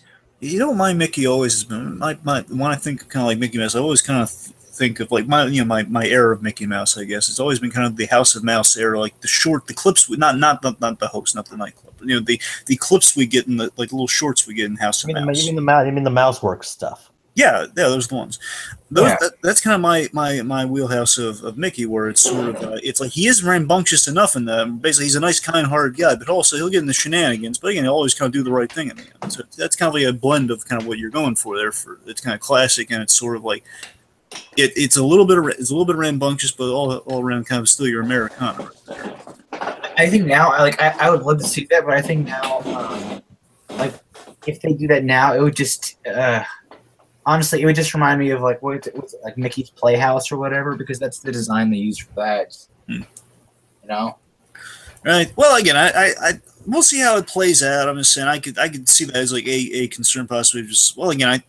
Honestly, it'd be something only bother maybe if diehard Disney fans or people who just may not like that version of it. But again, I think to the general public, they're probably gonna eat it up. But I'm really stoked for the theme song.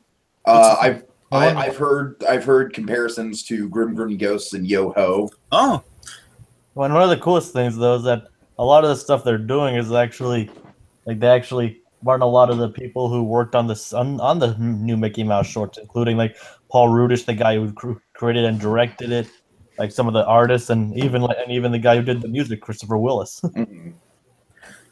Well, again, I hope the best for it, and I hope it turns into something good. I'm just personally, I don't know, it's going to take me a lot for me to warm up to this. From just given, what's replacing, and just given how it's, again, like not like saying it's a bad ride or anything. Just again, first of all, it hasn't even been built yet. But I mean, I don't know. I mean, it doesn't matter to me if it's Mickey. Well, it's a bonus actually. But what makes it cool to me is that it's basically interactive two-dimensional animation in a 3D space.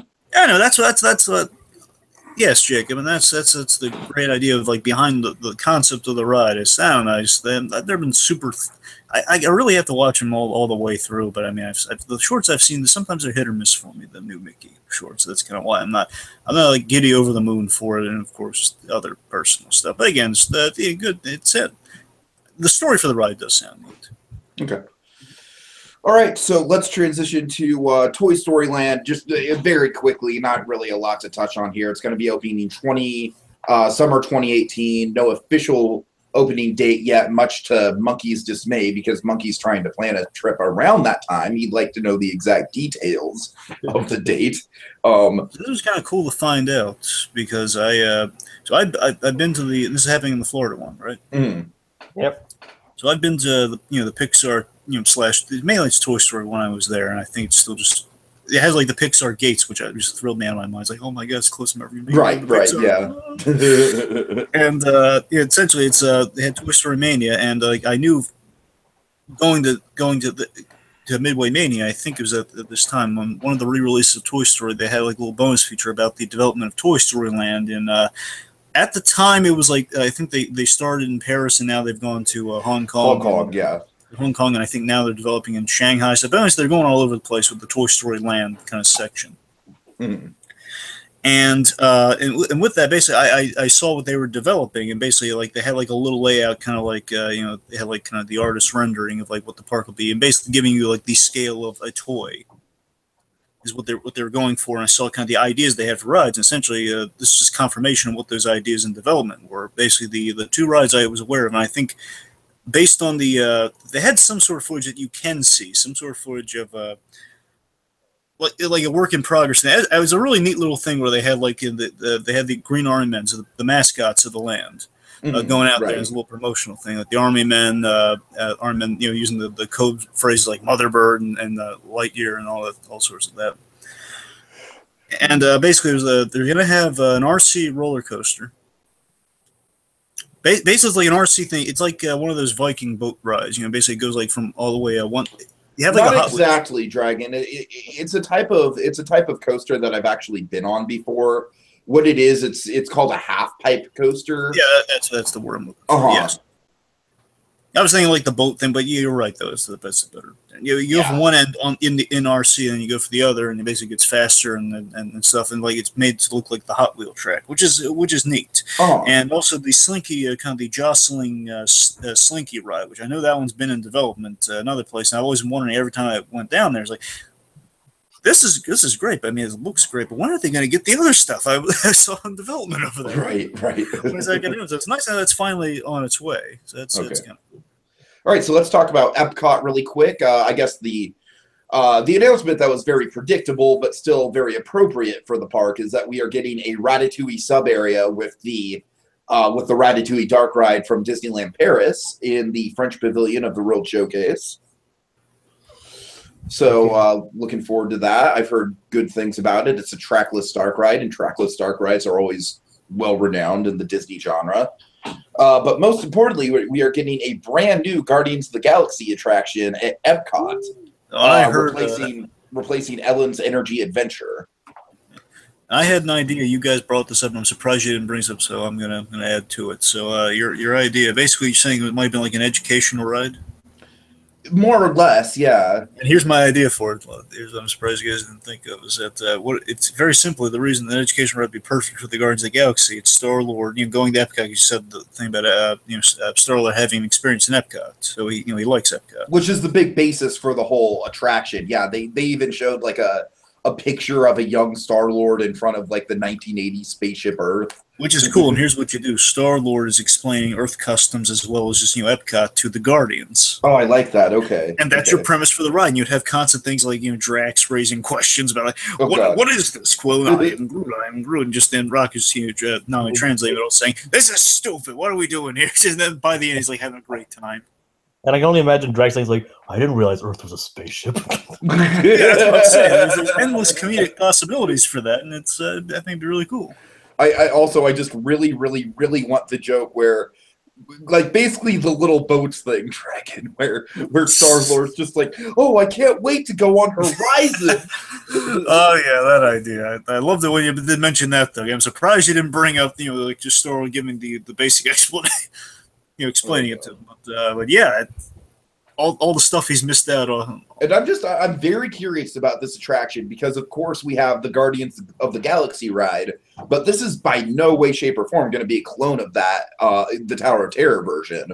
Like, this is going to be, I'm imagining, a much more large scale than Mission Breakout is, because Mission Breakout is essentially just a series of vignettes. Like, I'm picturing this is going to have, like, full-blown set pieces with animatronics and everything like that. I do hope that they... they still work in the actors from the movie like the other one did, like Mission Breakout. Oh, I'm sure they will. Yeah, but yeah, I mean that's a reason to go to Epcot. I usually never have a reason to go to Epcot. So, I mean, it's, God, oh, that's mean. Jeez. Oh wow. In my experience, I rarely have ever been to Epcot. I am stoked for Epcot, sir. I'm not saying it's. I'm just saying I think it's like the other one's better. Even Hollywood Studios? Especially Hollywood Studios. Again, Hollywood Studios is debatably my favorite. Ooh, no. Hollywood Studios is going to be by far the one that I spend the least amount of time in when I go there. Because especially now that Great Movie Ride's going to be closed, I'm only going to be going to Hollywood Studios for Tower of Terror and Rock and Roller Coaster. Like, that's it for me. And Muppet Vision, I guess. Anyways. So, yeah, let's talk about, let's round off the park discussion with the... Oh, by the way, Dragon, also another thing to bring up before the Avengers. What do you think of Pixar Pier, Dragon? Pixar Pier? Yeah, this is first you're hearing about it. Pixar Pier is going to be like, they're basically like reskinning Paradise Pier and California Adventure to Pixar. So all the rides are going to have a Pixar theme. Well, that's cool. Any specifics? No, there's not really any specifics right now. Yay, Pixar. Okay. I'm just not a fan of the idea because they just rethemed Paradise Pier a few years ago. Oh, did they? What did they retheme it to? It basically, like, it's much more like classic Victorian style, and like they themed it basically to classic Disney. Like, there's a silly symphony swings and there's a goofy Sky School that's done in the style of, like, it's a Wild Mouse that's done in the style of a goofy how-to short, which is really fun. Okay.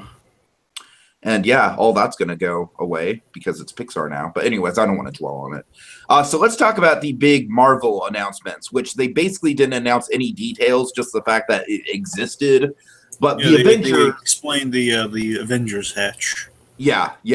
And the Avengers, obviously, we all kind of knew that was coming. That's definitely going to be the e-ticket. I think the big surprise, like, I even pitched this for the park back when we were kind of speculating about other things that Marvel could do. I didn't expect it, though. I was not expecting a Spider-Man ride. Neither was I. Now, this is a big revelation because, now Universal is going to be sweating a lot more. Exactly. I tell you this, I don't know, I'm sure there's like stuff they already have, but just seeing the image of Spider-Man and the MCU Captain America, especially the MCU Captain America, I go, oh man, it looks cool. Yeah, I just, my one big hope for the Spider-Man ride is, I haven't rode the one in Florida yet. I'm going to be experiencing the ride technology of the one in Florida soon because I'm going to be going down to Universal Hollywood in October, and I'll be riding Transformers then, which is the same basic technology. But my hope for this, though, is that they use as little screens as possible and as many animatronics and physical sets as possible just to differentiate it from the version in Florida. Right. I also think it'd be interesting if they if they had this movie have like a main villain that we haven't seen before in the movies. like, I don't know, like, let's say, like, you know, like a B-lister, you know what I mean? Like, I don't know, like, off the top of my head, let's say someone like, oh, gosh. Well, unfortunately, we don't want to retread what the other ride's done, because I would say Hydro Man, but unfortunately, Hydro Man is in the other ride. You know, he's in the Universal ride. Hydro Man would be a good choice, though. I know, exactly. He's honestly, Hydro Man is the go-to B-lister, because he's Sandman, but he's water. That's what he is. He's what about the Beetle? You know, the Beetle's kind of... Yeah, but the Beetle kind of bridges an Iron Man villain, but which would make sense for Homecoming. Actually, yeah, Beetle. Yeah, that would make sense. That makes sense. Okay. If we stress a little bit of Iron Man, Spider-Man, a little bit there, then we could do it. I can't remember Beetle from the Ultimate Spider-Man video game. Yeah. Okay, yeah, let's do it. Let's have Beetle as the main villain. That works. I mean, it would make sense in this new Marvel context where, you know, having villains that kind of breach a little bit of all sorts all over the MCU. That's what I'm saying. Yeah. I could buy that. Okay. Any other thoughts on Spider-Man or the Avengers? Dragon? Anything you specifically want to see? Oh, one more thing with Spider-Man. If they really want to get ambitious, oh wait, no, we had in the other one. Never mind. I was going to say Hobgoblin, but you know, we already had that in the other. Right. Anyway. But yeah, so on the whole, I mean, again, like 4 words, Captain America. Crap. 3 words, Captain America Museum. Oh God. That would be great as the cue for the Avengers ride. I could see that. Oh my God, I'd love that. Dragon, any predictions for the Avengers ride? All I know is that I'm dying to see a full-scale Hulk animatronic. Like, that's something I've been wanting to see forever. That would be neat. But at the very least, it'd be really cool if we had an animatronic Hulkbuster armor. True. I mean, it'd be great if we saw an animatronic Hulk versus animatronic Hulkbuster. Oh yeah, you don't push animatronics so far. But honestly, here's the question of it. I think, well, the question, if we start in Avengers Tower or we do the new Avengers location that's been established in the MCU currently, so if they're going kind of the very beginning of things. I've heard rumors, like this has not been confirmed at all, but I've actually heard rumors that the Avengers Tower is going to be converted into the Baxter Building. Oh, really? Yeah. Again, not confirmed whatsoever, so don't take my word on it. But I've heard some murmurings of that. Where is this again? Where's the Baxter Building going to be turned to the Avengers Tower? In the MCU. Oh, you mean in the movies? Yeah. Oh yeah, the building was sold. Mm-hmm. Yeah, exactly. That'd be great. That'd be a great way to sneak him in there. Yeah, that's what I'm saying. Yeah. I'm sorry, I thought you were doing somehow in a park or something. No. God, in the movies. Yeah. Oh man, I love that. Yeah. Well, let me say this though. Here, they won't do this, but if they did this, I think it'd be a great thing, and this would be a way of kind of working Stan Lee. Mm-hmm. If we did the Watcher thing, the Watcher was kind of your gateway into various other Marvel attractions. Oh, that's great. Yeah. Basically, what if the Watcher gave you a tour of the MCU? Yeah, Stan Lee needs to make a cameo in the attraction. I mean, Stan Lee definitely made a cameo in the Tower of Terror. So yeah, just have Stan Lee cameo in every attraction. Yeah. But I mean, that would make sense. So if not Stanley as your main guide, then just kind of work him in there on the sides, like a Watcher is kind of telling you what's going on, and he's basically giving you a tour through. Would we get a Stanley meet and greet character? Imagine this. This is just pure silliness, but imagine this parade of nothing but Stanleys. Oh my God! All the different. Well, now that we've gotten Guardians, we can't do this. But it's like an army of like all the different Stanleys and all different costumes for the. Oh man! Like to a chorus of. We can use the Merry Marvel Marching Society music for this. I got it. The Hall of Stans. Oh God. Like Stan of the Month, like all the idea is like we have all these cast members, but they all are Stan Lee, and they're all like like Employee of the Month or something. Oh my God! Wow! The Hall President's the Hall of Stan. Okay, guys. So I think after that silliness, we've kind of reached the peak of the podcast here. So what I want to do is just go round table. Can't you stand it? Yeah, I want to go round table. And just final thoughts, and also I'm curious, what was the biggest highlight for you of this year's D23? Let's start with Sandy. Oh, I think if I had to choose one, can I have two or no? Just one. Just one. In the immortal words of Spider-Man, Sandy, everybody only gets one. Isn't that right, Peter? Well, apparently, everyone only gets one. Okay. Yeah, it definitely wouldn't be Spider-Man or anything. I have to say it's probably the Mickey ride. All right. I mean, if I were to pick one, I mean, I don't want. I mean, that definitely is a highlight for me as well. But I don't want to retread the same thing. But going in a different direction, I'd probably say Kingdom Hearts 3. Nice. Oh, yeah, we didn't really mention that, did we? No, I just didn't really think you had much to say about it besides just like, yeah, the trailer. But I'm sorry, I forgot. The trailer, yeah, go on. Trailer and release window. Mm-hmm. So yeah, that'd probably be like, not to retread anything you guys are gonna say. I'm gonna go with Kingdom Hearts 3, the Toy Story trailer, and releasing in 2018. Okay. Any final thoughts from either Sandy or Jacob on like just D23 in general? This is like a killer year for some of the stuff they announced. So I really think this was a super successful D23 this year. Disney should be. Yeah, me too. Maybe not in terms of the crowd control situation. We'll hear from Monkey on that part. I've heard some horror stories about the crowd control situation, but just in terms of the actual panels, it's a big success. I mean, well, and also another. If we're going to go with video games, the new Spider-Man game from Insomniac. Oh yeah. That was the same one that was announced for E3, right? Right, Jacob? Yep. Oh god, That game looks incredible. It does. Oh my god. Like that game might be the thing that gets me to buy a PS4. Anyways. Moving on. Okay, yeah, for me, I would say my highlight, if I can't say the Mickey Mouse ride, let me just say, just the introduction of the 2.5D technology is awesome. Just all the details for Star Wars Land, like the model, just the world building, the RPG element, how it feels like a Westworld type of thing.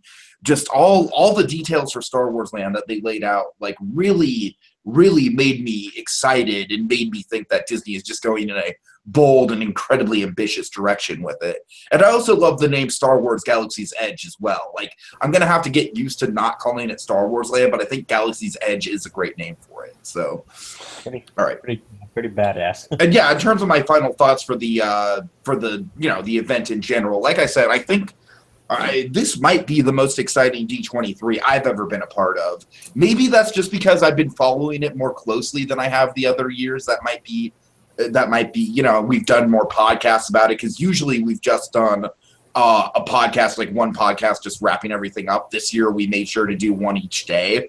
So that might be a big thing. But yeah, just everything, all the panels, like I said, my little mental breakdown over The Incredibles 2 notwithstanding, I think I've got to say, I think the animation panel was probably the weakest of the three main ones, but I think both the live action panel and the Disney Parks panel were great and had a lot of really good stuff in them. Of course, with the live action panel, I'd like to actually see the footage. Like the Lion King and Mary Poppins footage sounds very tantalizing, but we can't see it yet. It was nice. The most they have Mary Poppins is basically a video of Emily Blunt turning around. Exactly. Mm-hmm. Having said that, it was nice that they at least released the Star Wars sizzle reel. Thank God.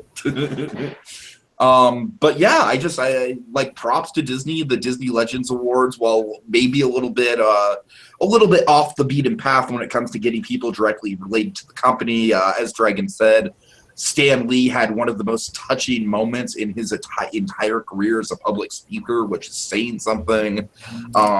Yeah, just overall a very, very good event, and I can't wait to get Monkey's take on it when he comes on early next week to talk about his experience going today. All right, Dragon, end us out. All right. For my favorite moment, if I had to pick one, it's very easily it's the Stan Lee Disney Legends acceptance speech. The real acceptance speech. On the whole, I love the Disney Legends thing, but again, Stan Lee just kind of stole it for me. I would love to say it's the Infinity War, but unfortunately, again, no footage. Bridging off of that, and in terms of how this was a D23 on whole, again, I wish to God could see the footage. But again, I don't think it was the most amazing in terms of the film revelations. But I think they really, I was really impressed by how they came with a plan for with the parks. I think they really laid out everything really well. They Oh yeah, I would say if anything, this is by far the most exciting parks presentation they've ever gave. It wasn't exactly we had some cool stuff with the movies, but again, I'm not trying to hold the footage thing over too much with that. But I'm just saying that's just a part of how D23 runs. Exactly. D23 is more about getting the word out there and getting the conversation started than it is about actually like they kind of play the long game with the D23 footage, right? Like hearing about it but not seeing it only makes you like more interested in it. Anyways, go ahead. Well, I mean, regardless, just with the film stuff on the whole, again, it wasn't like the most mind. I don't know, it just didn't wow me as much as the previous years in that regard. But again, I'm so impressed by how they the plans and the kind of the design work on the parks. And again, for me, still on the whole, the Disney Legends with the highlight for me. Still on the whole, it was a solid D23, very solid D23. Cool. All right, folks. Well, thank you so much for joining us on this epic 3-night event covering D23 and 4 podcasts, including the ridiculous practical joke podcast Monkey and I did. And Monkey and I will be back, like I said, for a far more serious podcast where we will be talking about Monkey's experiences. All I know is that the highlight for him was meeting Jim Cummings. So we'll hear about that and much more. So yeah. In the meantime, folks, I don't know, stay classy. Betrayal! You like Star Betrayal! You like Star Wars? Betrayed me! This game sucks!